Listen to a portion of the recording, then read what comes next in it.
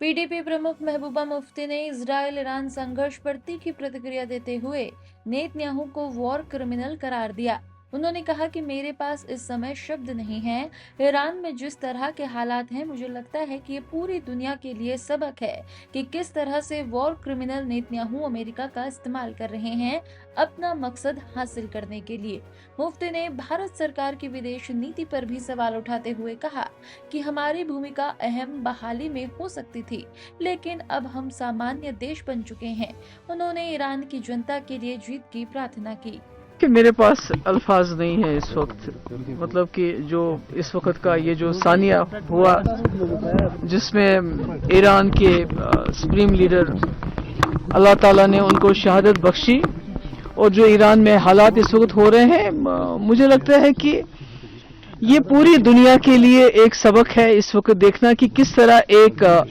जो war criminal है Netanyahu किस तरह वो अमेरिका का इस्तेमाल कर रहा है, उसको कठपुतली बनाया हुआ है अपना मकसद हासिल करने के लिए।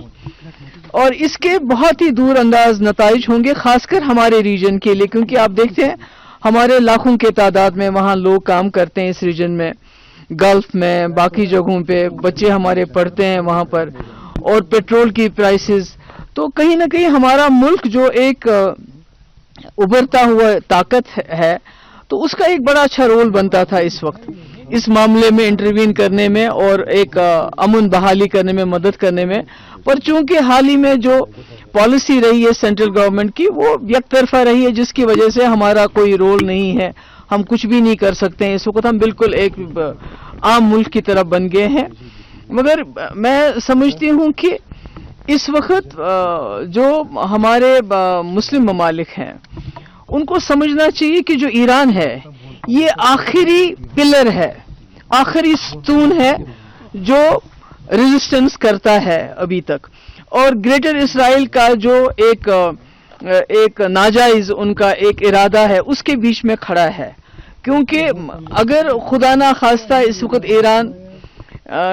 इसमें फतेह याब नहीं होता है, तो आने वाले वक्त में ये जो वॉर क्रिमिनल है नेतन्याहू है,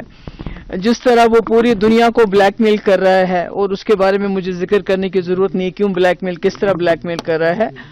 तो जो इजराइल का एक नाजायज इरादा है ग्रेटर इजराइल को लेके, जिसमें आपने हाल ही में सुना है अमेरिका का जो एम्बेसडर इजराइल में उसने बताया, उसने इजिप्ट का नाम लिया, उसने जॉर्डन का नाम लिया, उसने सऊदी अरबिया का भी नाम लिया, उसने इराक का नाम लिया, सीरिया का नाम लिया, लिबनान का नाम लिया, यानी ये सारे मुल्क इसके बाद इनके निशाने पे होंगे। तो बात तो ये होती कि जो हमारे मुस्लिम ममालिक हैं खासकर इसमें, इस वक्त उनको ईरान के साथ खड़ा होना चाहिए था, जो कि बहुत ही बदकिस्मती है। पर मुझे पूरा यकीन है कि जो वहां के लोग हैं उनका दिल भी हमारी तरह इस वक्त रो रहा होगा जो ईरान में हो रहा है, और मुझे पूरा यकीन है जो ईरान की कौम है वो बहुत ही रिजिलियंट कौम है, उनका मुकाबला कहीं नहीं है। इतने सालों से वो शैतानी ताकतों का रेजिस्ट कर रहे हैं उनकी, और उनके सामने खड़े हैं। तो मैं अल्लाह ताला से दुआ करती हूँ कि अल्लाह ताला ईरान को इस मुश्किल वक्त में इस जंग में फतह दे, और ताकि जो आने वाला वक्त है वो पूरी दुनिया के लिए खासकर उम्मा के लिए ठीक साबित हो जाए।